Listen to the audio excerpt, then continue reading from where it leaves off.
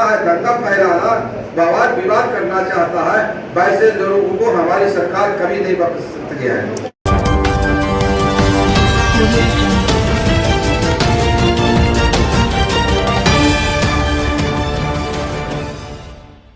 Party कार्यालय में आयोजित प्रेस सम्मेलन में जदयू के राष्ट्रीय महासचिव इंजीनियर सुनील कुमार ने कहा कि रामनवमी हिंसा के बाद जिला प्रशासन के द्वारा लगातार कार्रवाई की गई है और दोषियों के विरुद्ध कार्रवाई करते हुए उनकी गिरफ्तारी की गई है। इतना नहीं सच के आधार पर सभी आरोपियों की गिरफ्तारी हुई है। भारतीय जनता पार्टी के द्वारा जो आरोप लगाए जा रहे हैं वह पूरी तरह से निराधार है।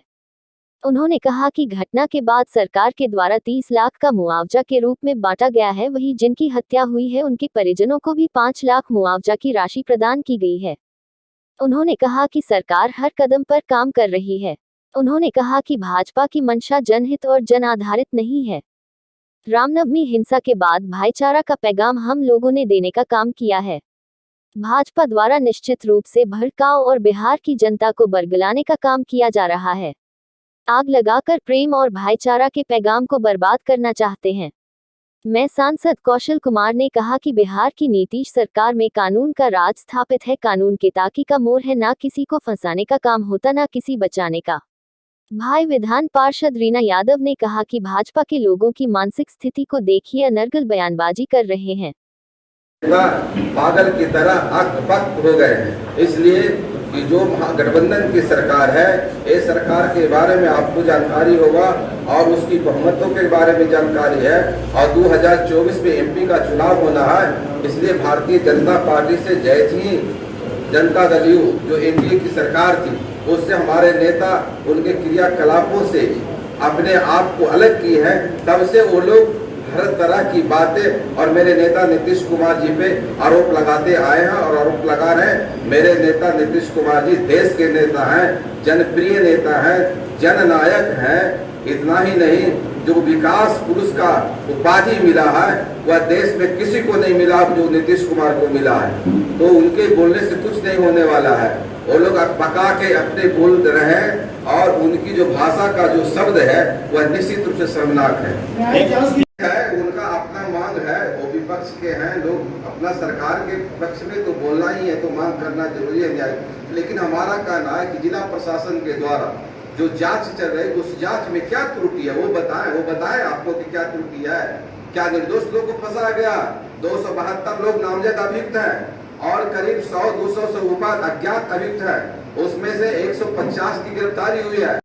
वह चाहे जिस जाति का हो या जिस वर्ग का हो, जिस समाज का हो, अगर दोषी है और असामाजिक तत्व है और वो चाहता है दंगा फैलाना, वाद विवाद करना चाहता है, वैसे लोगों को हमारी सरकार कभी नहीं बख्श सकती है। नालंदा क्या लगता है कि नालंदा केंद्र बन चुका है राजनीति का? लगातार बीजेपी के लोग यहाँ टारगेट करते हैं। ऐसा तो कुछ नहीं है, वो लोग अपने प्रोग्राम के अनुसार चल रहे हैं और बाकी हम लोग अपने हिसाब से यहाँ देख रहे हैं। पूरे जिला के हम लोग हैं, हमारे कोई पार्टी के मैं भी राष्ट्रीय महासचिव हूँ, लेकिन मेरा घर यहाँ है तो मैं यही रहता हूँ। इसलिए कोई ऐसा नहीं कि प्रदेश से हमारे नेता आए हैं उनके काउंटर करने के लिए आप कुछ करते हैं। वो आए थे, जानकारी जो मिला है कि बाबा मनी राम के यहाँ लंगोटा चढ़ाए और जो गुलशन कुमार का इसमें निधन हुआ उसके घर पे गए थे। बाकी अपने शब्दों में क्या क्या बोले हैं वह आपसे छिपा नहीं है। उसके बारे में अगर कुछ पूछना है तो आपको उत्पाद मचाया गया, तो इसमें सरकार को घेरा जा रहा है कि उसमें कहीं ना कहीं साजिश थी और बदनाम किया जा रहा था अमित शाह। ये जो कार्यक्रम था क्या एक कार्यक्रम में जो हम लोग का महागठबंधन उसका कार्यक्रम था, किसने जुलूस निकाला था? जुलूस हर साल निकलते थे, लेकिन इस बार अमित शाह शहर में सद्भावना मार्च निकाला गया 4-4 दिन। एक दिन भी यहाँ के स्थानीय एमएलए थे।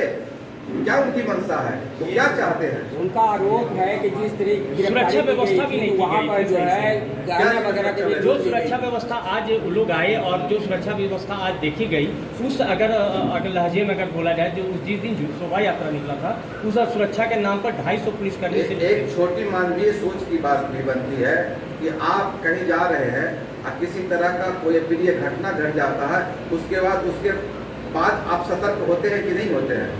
कि छोटा बात मान लिया था पेड़ मुहूर्त, उसी तरह से जब बिहार शरीफ को जलाने का प्रयास किया गया, उस प्रयास के बाद फिर उसी प्रयास की सिलसिला को बनाना अगर कोई चाहता है तो ऐसी स्थिति में प्रशासन द्वारा जो भी कार्रवाई किया गया, प्रशासन द्वारा जो भी व्यवस्था बनाया गया, निश्चित रूप से सरकार के नेतृत्व में यह व्यवस्था समुचित व्यवस्था था और बिहार शरीफ को शांति से बचाने और शांति रखने के लिए किया गया। अगर ईमानदारी से आपकी बोलिए, मैं कोई बजरंग दल पर थोड़े बोला हूँ, मैं तो बोला हूँ वो भी संगठन बाहर से आके यहाँ जुलूस निकाले या शांति फैलावे, वैसे लोगों पर प्रतिबंध होना चाहिए। ये आपने बजरंग दल पर डायरेक्ट टारगेट किया है, बजरंग दल को बोला कि बैन हम करवा के रहेंगे। अरे भाई आपने पूछा, मैं ऐसा कर वैसे लोगों को चिन्हित करें कि ये अपराधी थे, इनका नाम नहीं दिया गया, ये लोग निर्दोष है, उसका नाम ये है, ये बता दें तो क्यों नहीं बताता है कि हमारे लोगों को फंसाया जा रहा है, उनका क्या क्या नाम है वो चिन्हित करके बता दें हम लोग को, सरकार उस पर कार्रवाई करेगी कि अगर निर्दोष है तो बख्शा जाएगा। तो साक्ष्य के आधार पर हमारे नेता ने बताया कि नीतीश कुमार की सरकार में कोई भी दोषी छूटता नहीं और जो निर्दोष फंसता है ये नीतीश कुमार जी का आज से नहीं, जब से वो सत्ता में आए उनका काम करता है और प्रशासन के हिसाब से काम करता है। यहाँ पे जितनी भी पदाधिकारी हैं वो सभी रूप से हमारे पार्टी के समर्थन में हमारे बिहार के लोगों के हित में काम कर रहे हैं। आपने देखा, आप समझते भी होंगे, क्योंकि मैं समझती हूँ कि लोकतंत्र के चौथे स्तंभ के रूप में आप लोग कार्यरत हैं। जब तक हम लोग महागठबंधन में नहीं थे और जब हम लोग एनडीए के गठबंधन के स्वरूप में चल रहे थे, तब तक हमारे यहाँ ऐसी कोई भी कार्यक्रम नहीं हो रहा था। रामनवमी यहाँ बहुत ही हर्षोल्लास से मनाया जा रहा था। यहाँ ईद का भी जो है हम लोग सब यहाँ हर्षोल्लास से खाए जा रहे थे, लेकिन हम लोगों ने ऐसा सोचा ही नहीं था। लेकिन महागठबंधन जैसे ही बना, आप लोगों ने देखा कि कैसे बेगूसराय में जो है गोलियां चली। उस समय भी उन लोगों ने कहा कि बेगुनाह लोग फंसाए जा रहे हैं। उस समय वो लोग कौन निकले थे? उस समय भी वो लोग भाजपा से ही रिलेटेड लोग निकले हुए थे। उसके बाद आप लोगों ने देखा कि तमिल में बिहारियों का शोषण हो रहा है, उनको भगाया जा रहा है। उस सबको को भी हम लोगों ने खारिज करने का काम किया। आज मनीष कश्यप जो कि अभी हिरासत में भी है, जेल में भी है, उनके ऊपर कार्रवाई भी चल रही है कि किस तरह से फेक वीडियो डाल करके लोगों को दिग्भ्रमित किया जा रहा था।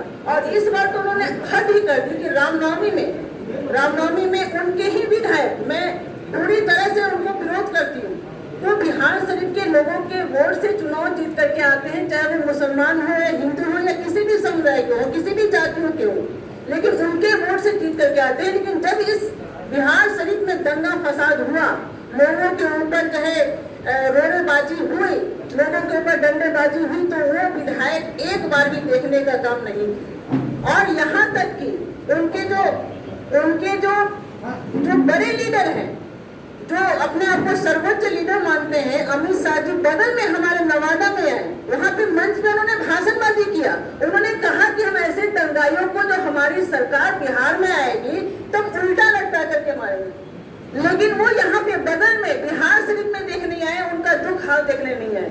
सद्भावना दिवस में आपने देखा, आपके साथ साथ हम लोग सभी, हमारे जितने भी सरकार के, जितने भी महागठबंधन के, जितने भी हितैषी या शांति समिति के जितने भी लोग थे, मंत्री थे, विधायक थे, पूर्व विधान परिषद, पूर्व